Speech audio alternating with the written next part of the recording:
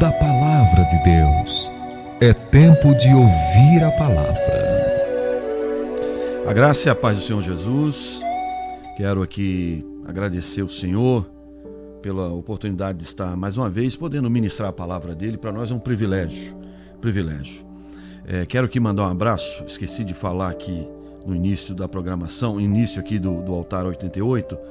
Mandar um abraço para o meu querido aqui que me trouxe aqui, né, de Uber. Um abraço, meu irmão. Deus abençoe a sua vida, a sua família.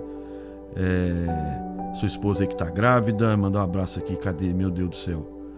Um abraço para o meu querido Cleiver, né, trabalhando aí de Uber, com sua esposa num momento de gestação aí. Deus abençoe a sua vida, a sua esposa Dayana. Deus abençoe poderosamente a sua vida, o seu trabalho aí, tá bom? No nome de Jesus. Muito bem, irmãos, eu quero ler com você a palavra do Senhor em 2 Coríntios, capítulo de número 5, versículo de número 18. Segunda carta do apóstolo Paulo à igreja em Corinto, capítulo de número 5, versículo 18, que vai dizer: tudo isso provém de Deus, que nos reconciliou consigo mesmo por intermédio de Cristo e nos confiou o ministério da reconciliação. Que o Senhor nos abençoe e que a gente entenda e compreenda a sua palavra no nome de Jesus. Como eu disse aqui no início, nós vivemos um tempo difícil, né, onde a violência ela tem se destacado nos noticiários, né, a violência, né, a criminalidade, né, tem aumentado e infelizmente posso dizer assim que às vezes é necessário, né, foi necessário, como nós vimos aí no noticiário, né, responder à violência com violência. Mas eu quero mostrar que nós como igreja temos um ministério, o ministério da reconciliação. Somos chamados por Cristo, por Deus, para viver o ministério da reconciliação. E a partir dessa ideia, a gente pode pensar a igreja nesse tempo de violência. Qual o papel da igreja em tempos de violência? O que a igreja precisa fazer? Qual o papel dela? Como ela expressa sua opinião e o que ela faz para mudar esse quadro de dificuldade? Sei que o tema é delicado, é polêmico, ainda mais esse tempo de polarização que a gente vive até hoje no nosso país, mas eu quero ser uma voz profética aqui em relação a esse tempo difícil. A partir da Bíblia, a partir daquilo que a Bíblia apresenta, eu quero falar um pouquinho nesse tempo que nós temos aqui através do microfone da rádio, né? Nessa carta, o apóstolo Paulo está defendendo o seu ministério e reafirmando que o evangelho, ele é a sua mensagem, é o seu discurso, né? O seu papel é pregar o evangelho que traz a restauração para o ser humano. E esse contexto aí de reafirmação deste evangelho está entre uma comunidade marcada por tensões e influências por falsos mestres. A igreja de Corinto estava totalmente influenciada por falsos mestres, né? Corinto, uma cidade grande, uma metrópole, ali naquela região, né, da Grécia, vivia uma vida moral e religiosa muito complexa e que refletia desafios para uma igreja local, né, em sua comunidade. A igreja de Corinto, então, vivia uma realidade muito diversificada. E nesse momento que o apóstolo Paulo escreve essa carta, ele está tentando trazer um equilíbrio, corrigindo e mostrando qual é o verdadeiro papel numa igreja dividida, tá? A igreja de Corinto estava dividida. Nesse trecho que nós lemos, o apóstolo Paulo vai destacar o tema da reconciliação, enfatizando que tudo que vem de Deus é para nos reconciliar com Ele mesmo. Deus tem um propósito de reconciliar. Deus tem um propósito de nos trazer de volta para Ele. E esse ministério é dado a nós, a igreja.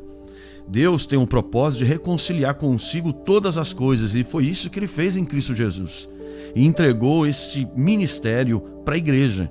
A igreja é o seu papel, a igreja é portadora desta mensagem, dessa profecia, reconciliação, trazer paz.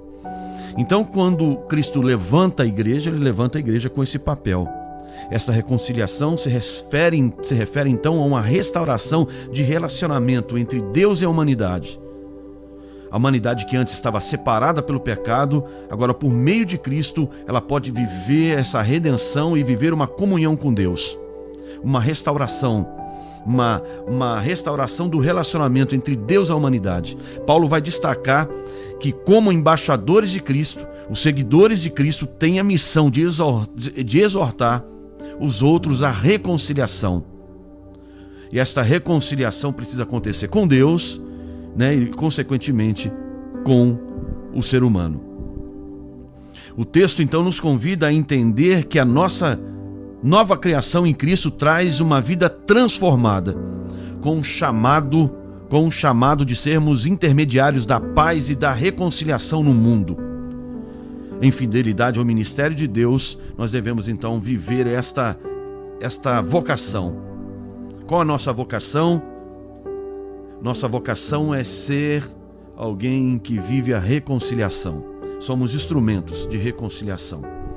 Então, a partir dessa ideia, desse contexto que Paulo está dizendo ali com a igreja de Corinto, mostrando qual era o ministério, o verdadeiro ministério da igreja, eu quero destacar aqui qual é o papel da igreja em tempo de violência. A primeira coisa, então, a igreja é reconciliadora. Tá? A igreja é reconciliadora. Se existe um lugar, se existe um povo que deveria resolver conflitos, a igreja. A igreja, então, precisa, nesse mundo de violência, ela precisa ser aquele povo que traz reconciliação. Agora, é fácil? Não é fácil. Mas nós somos o povo de Deus, e o povo de Deus precisa ser especialistas em reconciliação. O problema é que muitas vezes a gente não consegue fazer isso. A igreja de Corinto não estava conseguindo viver em comunhão.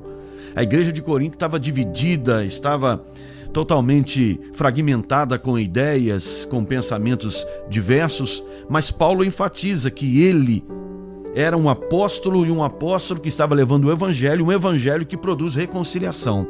Então a igreja foi chamada por Deus para ser ponte e não muro, voz de paz em meio a conflitos, um instrumento de reconciliação em tempo de ódio.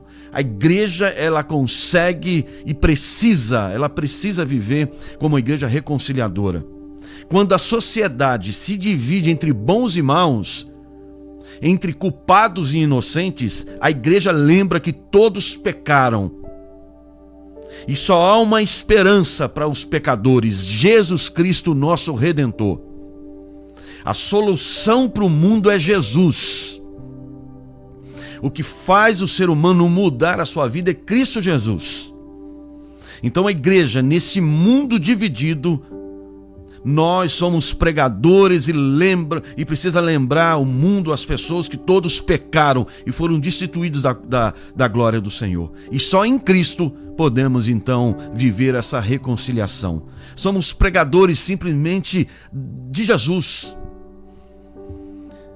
Precisamos pregar Jesus Cristo, aquele que transforma o ser humano. Em Efésios capítulo 2, versículo 14, vai dizer que Ele é a nossa paz, em qual ambos os povos Ele fez um, derrubou a parede da separação. Efésios 2,14 vai dizer isso. O papel da igreja não é político, o papel da igreja é profético. A igreja não está preocupada em assumir posições, a igreja está preocupada em profetizar, em declarar que existe um caminho que transforma a sociedade, transforma o mundo, que é Jesus Cristo. E quando a gente se rende ao Senhor Jesus, junto dessa rendição existe o arrependimento do ser humano. O ser humano precisa se arrepender para se entregar para Jesus. Então, não é promover polarização, mas proclamar o arrependimento e a graça de Deus. Somos chamados a unir o que o pecado separou e anunciar que só o evangelho muda o coração do homem. O evangelho precisa ser pregado. E a igreja tem esse papel. A reconciliação vem com Cristo. E a reconciliação com Cristo está o arrependimento dos pecadores, de todos os pecadores. Então a igreja tem o papel no tempo de violência de ser uma igreja reconciliadora. E como é que a gente vai reconciliar as coisas? Pregando Jesus Cristo. Cristo precisa ser pregado. Cristo precisa ser anunciado. E pregar Cristo está a falar de cruz. Falar de Cristo não tem como desassociar Cristo da cruz. E por que cruz? Porque na cruz ele nos salvou.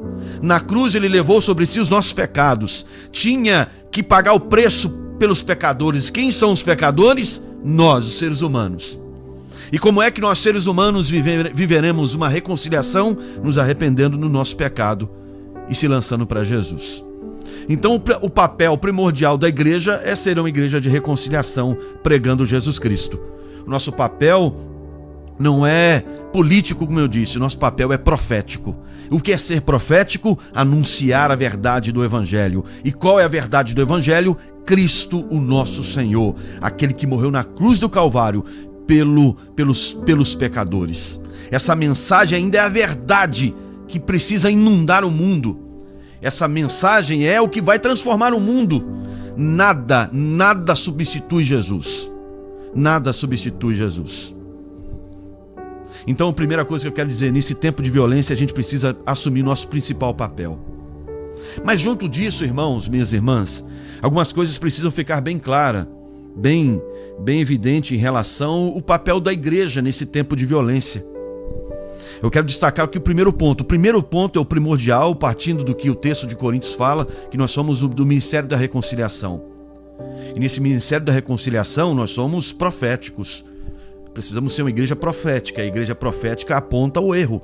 Ela diz o que está errado, o que precisa ser feito para ser mudado. Então a igreja, de forma alguma, vai concordar com o crime.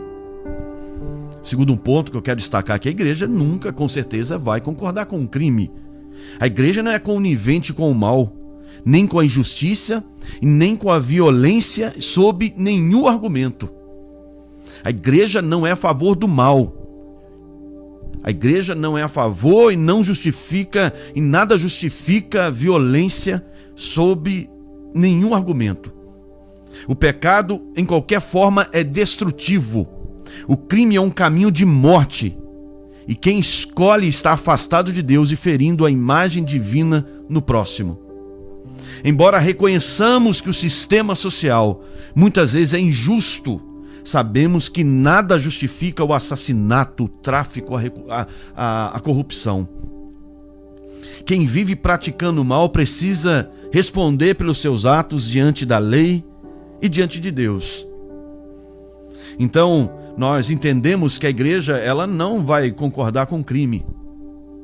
As pessoas não estão lá influenciadas pelo mal sem ter consciência do que está fazendo. Pessoas estão fazendo crime porque estão entendendo que aquilo lá é melhor para a vida delas. Então a igreja se torna profética para falar que isso não faz parte dela. Ela precisa anunciar essa falha, com certeza. Mas mesmo condenando o pecado, a igreja nunca deixa de amar o pecador. Não apoiamos o crime, mas oramos pela salvação daqueles que estão perdidos. Como Jesus fez com o ladrão da cruz, a igreja estende misericórdia e anuncia: hoje mesmo estarás comigo no paraíso. É um grande desafio para a igreja, irmãos.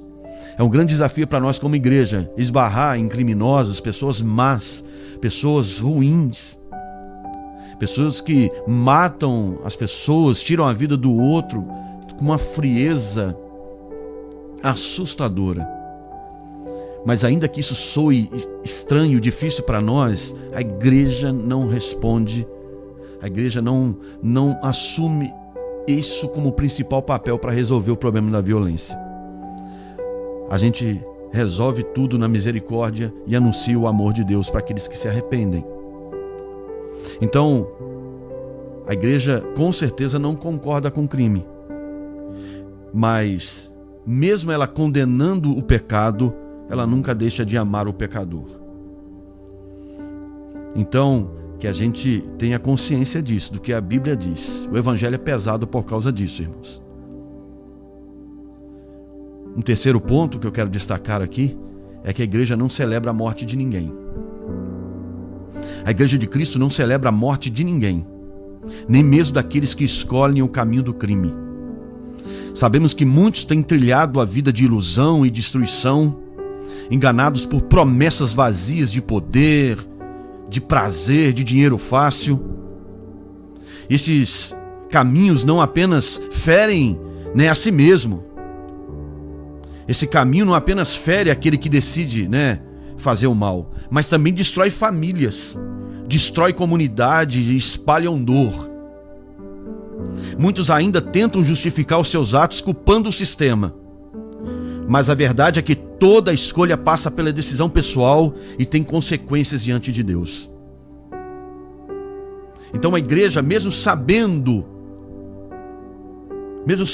que muitos jovens morrem por causa do crime, por fazer o mal, estando num ambiente de mal, é natural que eles venham colher aquilo que estão plantando. Mas a igreja não celebra a morte de ninguém, até mesmo do inimigo. Cada vida perdida é uma tragédia, uma ferida no coração do Senhor. Escute, cada vida perdida é uma tragédia, uma ferida no coração do Criador, do nosso Deus. Enquanto o mundo vibra com vingança e se acostuma com sangue derramado, a igreja dobra os joelhos e intercede pela conversão antes que venha a condenação. Lembre-se, nosso papel é o papel de uma igreja que busca a reconciliação do perdido. Em Ezequiel capítulo 33, versículo 11, vai dizer que Deus não tem prazer na morte do ímpio, mas que o ímpio se converta do seu caminho e viva. Ezequiel 33, 11, não tenho prazer na morte de ninguém, não tenho prazer na morte do ímpio, mas que o ímpio se converta do seu caminho e viva. A missão da igreja é proclamar o arrependimento, ofertar o perdão, oferecer o perdão, porque só o Evangelho é capaz de transformar os corações e mudar o destino daqueles que estão perdidos. O que eu quero destacar aqui, irmãos, é que Deus se preocupa em salvar todos. E esses que estão perdidos precisam de salvação. E o Evangelho é o único caminho que pode transformar essas pessoas. Se não existisse caminho, se não existisse uma solução, a resposta seria mesmo o final dessas pessoas que não querem, que vivem no mundo do erro, que vivem no pecado. Mas existe, Deus nos deu essa pregação, Deus nos deu essa missão, nos deu essa vocação de levar o Evangelho para aquele que está perdido. Se hoje eu estou aqui pregando o Evangelho, é porque antes eu estava perdido. Não estou aqui porque mereço, estou aqui porque eu entendi que eu precisava de Jesus. E se eu estou aqui, cheguei a essa conclusão porque alguém foi enviado por Deus e pregou. Alguém foi lá e ministrou a palavra, alguém foi lá e insistiu, foi usado por Deus para pregar esse Evangelho. Então, nesse terceiro ponto, eu quero destacar que a gente lamenta a morte daquele que está perdido. A gente não celebra, a gente lamenta. Então, a gente sabe que tem gente que, se não se converter, se não sair desse mundo terrível, se não se colocar diante de Deus, se ele não entender que ele está num caminho de perdição, ele vai morrer, ele vai para o inferno. E a gente chora porque Deus não tem prazer na morte de ninguém. Isso é muito sério. E se nós somos o povo segundo o coração de Deus, a gente sofre junto com Deus quando alguém morre, até mesmo um criminoso. A igreja, então, nesse contexto de violência, é uma igreja que busca reconciliação. A gente está muito claro para nós que a violência não vai resolver a violência. Está muito claro para nós que a gente, como igreja, a gente não passa a mão na cabeça de quem está fazendo coisa errada. Está muito claro para nós que a igreja não concorda com o crime. A gente tem que anunciar e falar, para mostrar e deixar bem claro que o erro, viver neste erro, pode levar a pessoa à morte. E isso a gente assistiu na última semana, tristemente. A igreja, então, ao ver essas mortes, ela não celebra, ela chora. Chora. E nesse contexto todo, eu posso dizer também, irmãos, que a igreja reconhece e honra o papel daqueles que trabalham para trazer a paz. No caso, eu posso dizer que a Bíblia nos ensina que as autoridades são instituídas por Deus para conter o mal e promover o bem. Romanos, o capítulo 13, versículo de 1 a 4. Então eu posso dizer que a igreja reconhece o papel da polícia, daqueles que trabalham direito, daqueles que estão lá com a sua vida, pagando um preço para trazer ordem. Que fique bem claro que nós somos, a igreja é a favor daqueles que lutam pela paz, para trazer ordem nesse mundo difícil. E eu quero aqui destacar que a igreja precisa orar pelos policiais. A igreja reconhece e valoriza o papel essencial das forças de segurança que diariamente colocam as suas vidas em risco para proteger a sociedade e preservar a ordem. Honrar o papel dos policiais, que deram a sua vida com coragem, com ética e amor ao próximo, muitas vezes enfrentando condições desumanas e perigos constantes. Nesse tempo de luto que a igreja vive, a igreja precisa prestar respeito, solidariedade aos policiais que perderam sua vida não só nessa situação, mas em outras. Eu tenho amigos, eu tenho conhecidos, pessoas que perderam a vida trabalhando, fazendo o seu papel, no caso, como um policial, e não pôde voltar para casa, para sua família. Em todo meio a gente sabe que existem pessoas corruptas, que na igreja tem, mas eu não posso colocar todo mundo no mesmo pacote.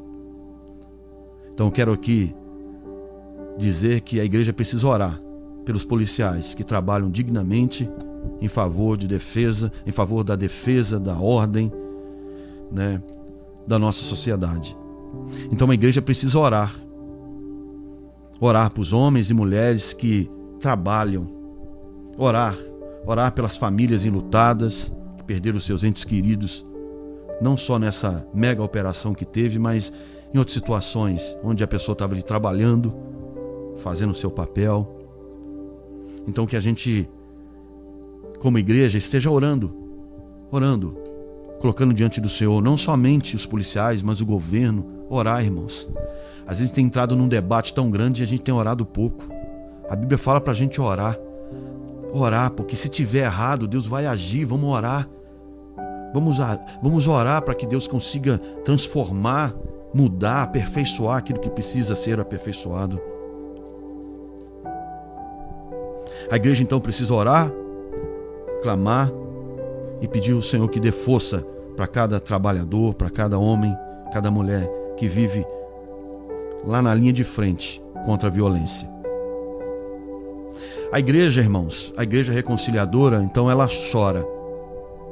Ela chora pelos policiais que morreram, chora pelos inocentes que sofrem dentro daquelas comunidades, chora pelas famílias que perderam entes queridos, choram pelos pais que perderam seus filhos, que antes de perder a vida, perderam eles para o crime, pais que fizeram tudo para tentar tirar o filho daquele contexto e não conseguiu. Imagine, irmão, os pais que lutaram, que tentaram cuidar do seu filho foi totalmente fisgado pela sedução de estar no mundo do crime, por coisas fáceis, dinheiro fácil. Imagine como esses pais estão chorando agora. Então a gente precisa chorar com aqueles que choram. Romanos 12:15, chorai com os que choram. Nosso choro é a expressão da compaixão de Cristo, que olhou para Jerusalém e chorou por ela. Enquanto o mundo se acostuma com sangue derramado, a igreja mantém o seu coração sensível e joelhos dobrados. A igreja ela ora prega e permanece até o fim. Mesmo diante da violência, mesmo diante do caos, a igreja não desiste. Continuamos orando pela paz, pregando a verdade, servindo com amor, porque cremos que o Evangelho ainda é a esperança do mundo. O Evangelho ainda é a esperança da nossa cidade, do nosso estado, do nosso país. A igreja não pode desistir. Não podemos ser aqueles que se acomodam dizendo: a tendência é piorar. Não, a tendência é o mundo, o mal e vir contra a igreja. Mas a Bíblia diz que as portas do inferno não prevalecem contra a igreja. A violência pode gritar alto, mas a voz da igreja deve gritar ainda mais alto, mas com amor, com compaixão e fé. Nossa guerra é espiritual, não contra pessoas, mas contra o mal. A arma que nós precisamos usar como igreja é a intercessão e a pregação da cruz. Nós precisamos então, como igreja, assumir o papel de reconciliadores. A igreja precisa se levantar em oração. A gente vive um momento difícil, um momento complicado, e a igreja tem a resposta para a sociedade. A gente tem que tomar muito cuidado para não entrar no jogo da polarização. Igreja do Senhor, entre no seu papel profético e faça o seu papel. Em meio a esse tempo de sangue, a igreja deve continuar sendo voz profética. Ela precisa ser a presença da paz, o sinal da graça num mundo cheio de caos. Mateus capítulo 5, versículo 9. Bem-aventurados pacificadores, porque eles serão chamados filhos de Deus. Que Deus dê estratégia para a igreja. Que Deus levante profetas e profetisas que levem paz a esse mundo perdido. Por mais que seja necessário, às vezes, o uso da força para resolver certas situações, a gente sabe que não resolve. A igreja precisa ter essa consciência. Então que Deus nos dê estratégias para a gente fazer o nosso papel e levar o Evangelho a toda criatura. O meu desejo como pastor é que eu seja usado na minha vocação. E a nossa vocação, apesar de ministérios diferentes, meu ministério pastoral, o seu ministério com as crianças, o seu é com louvor, é com oração, mas todos eles estão unidos num só propósito: ministério da reconciliação. Que a gente seja especialista para resolver os dilemas fora e dentro da igreja.